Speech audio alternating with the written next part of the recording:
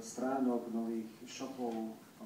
Potrebujeme predtým prirodzene, aspoň ja si to tak predstavujem, urobiť normálny marketing, aby boli viditeľné na webe, aby o nich, ako najslušne hovorila predtým, aby o nich tí, od ktorých chceme odpovede, zistili, že tam sú, aby nám odpovedali. Je to tak? Alebo ako sa... Áno, samozrejme. Je to ale jednoduché. V dnešnej dobe internetu sa to robí väčšinou tak, že spustíte si normálne kampaň v AdWords alebo nejakým iným spôsobom. My sme napríklad tie dobré darčeky otestovali, stalo nás to 70 €.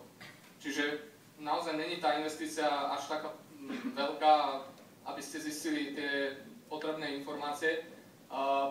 Samozrejme oslovíte tých, čo považujete, že budú vaši zákazníci. Ale na druhej strane napríklad konkrétne pri tom e-shope, čo sme robili my, tak sme sa okrem toho, že sme sa dozvedeli takéto relevantné informácie, že je o to záujem, tak sme sa aj dozvedeli, že ľudí, ktorých sme oslovovali na frázy ako darčeky, nereagovali tak pozitívne ako ľudí, čo sme oslovovali na netradičné, luxusné darčeky. To znamená, ešte viac informácií sa môžete dozvedieť za 76 €.